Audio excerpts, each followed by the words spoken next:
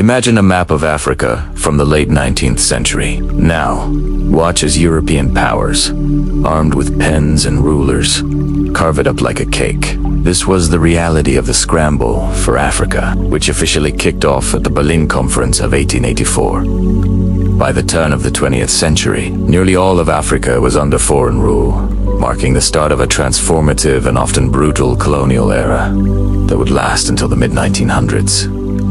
Today, we're diving deep into this period to understand how it reshaped the continent forever. So, how did a handful of European nations manage to control a continent so vast and diverse? They used two main strategies: direct and indirect rule. Let's take the French as an example of direct rule. They aimed to assimilate Africans into French culture, installing French officials at every level of administration. The goal was to create French Africans, erasing local traditions and power structures. This was a top-down approach with little to no room for local chiefs or kings to retain any real authority. On the other hand, the British famously employed indirect rule. They found it more efficient and cheaper to govern through existing African leaders. They would co-opt the local chief, give him some degree of local authority, but ultimately, he answered to a British colonial officer. While this seemed to preserve traditional structures, it often distorted them. The British might pick a leader who wasn't the legitimate choice, or give a chief more power than he traditionally had,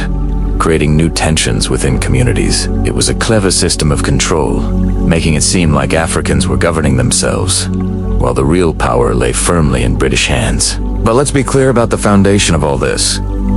A deeply ingrained racist ideology. Europeans justified their conquest with the idea of a civilizing mission. They saw Africans as backward or savage, and believed it was their duty to bring them Christianity, commerce, and Western civilization. This belief system, often called the white man's burden, was a convenient excuse to exploit the continent's vast resources. It was a narrative that painted conquest as a noble act, masking the economic greed and quest for power that truly drove it. This ideology wasn't just talk. It was embedded in the colonial system, creating a rigid social hierarchy with Europeans at the very top and Africans at the bottom. One of the most lasting and problematic legacies of this era is the borders. If you look at a map of Africa today, you'll see many straight lines. These weren't drawn based on ethnic, linguistic, or cultural groups. They were drawn in European capitals to suit colonial interests. As a result, rival ethnic groups were often forced into a single colony, while other groups were split apart by an artificial boundary. This created a tinderbox of ethnic tension that would explode into conflict long after the colonial powers left.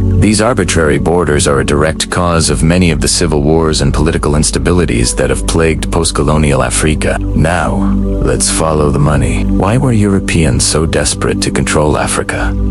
The answer is resources. The Industrial Revolution in Europe created an insatiable demand for raw materials like rubber, copper, tin, cotton, and palm oil. Africa had them in abundance. The colonial economy was not designed to develop Africa. It was designed to extract its wealth as efficiently as possible. This led to the rise of cash crop agriculture. Subsistence farming, where communities grew food to feed themselves, was systematically dismantled. Instead, farmers were forced or heavily coerced into growing crops for export, like cocoa in Ghana or coffee in Kenya. This made African economies dangerously dependent on the fluctuating prices of a single commodity on the world market. When prices crashed, entire communities faced economic ruin and even starvation, because they were no longer growing their own food. To get these resources from the interior to the coast, the colonial powers built infrastructure. They laid down railways and constructed ports.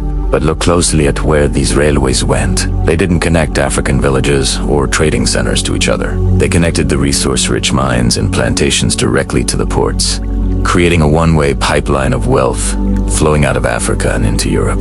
This infrastructure was not for the benefit of Africans.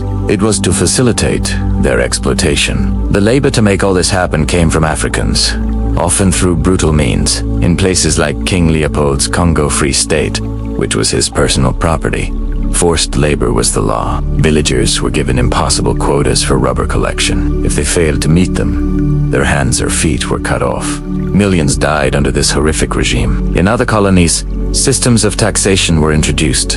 Africans were forced to pay taxes in cash, But the only way to earn that cash was to work for low wages on European-owned plantations, in mines, or on construction projects. It was a cleverly designed system to force people into a wage labor economy they had no control over. The colonial experience wasn't just economic and political.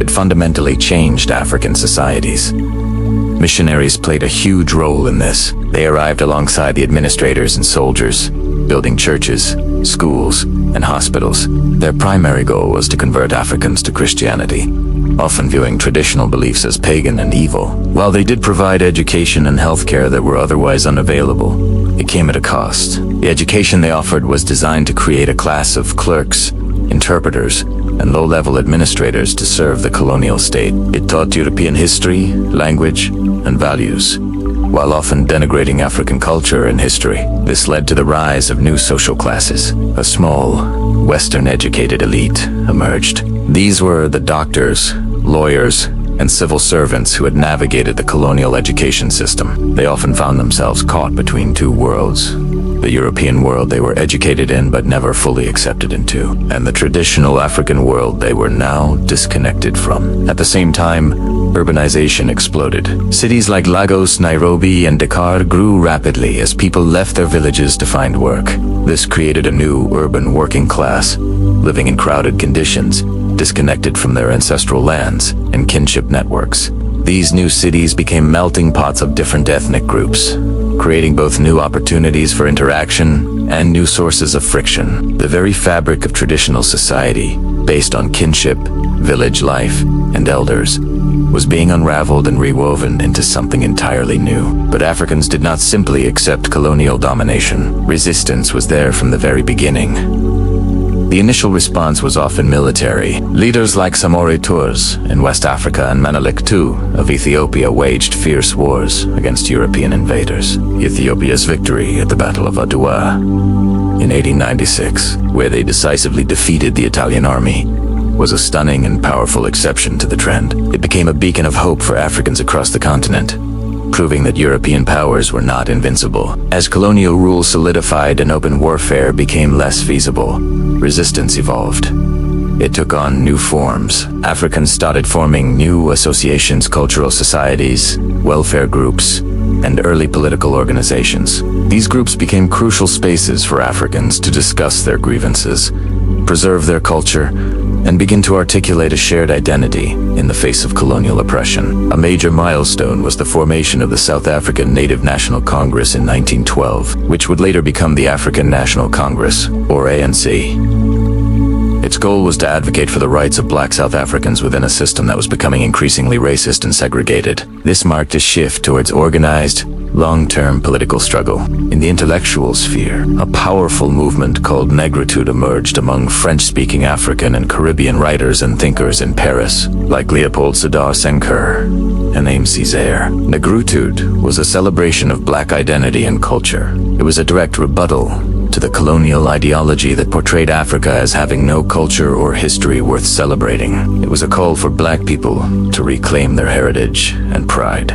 These early forms of resistance and nationalism laid the critical groundwork for the decolonization movements that would sweep across the continent after World War II. They planted the seeds of independence, nurturing the idea that Africans could and should govern themselves. The colonial era, though relatively short in the grand scheme of African history, left deep and complex legacies that Africa is still navigating today, from its political borders and economic structures to its social identities. Understanding this history is essential to understanding the Africa of the 21st century.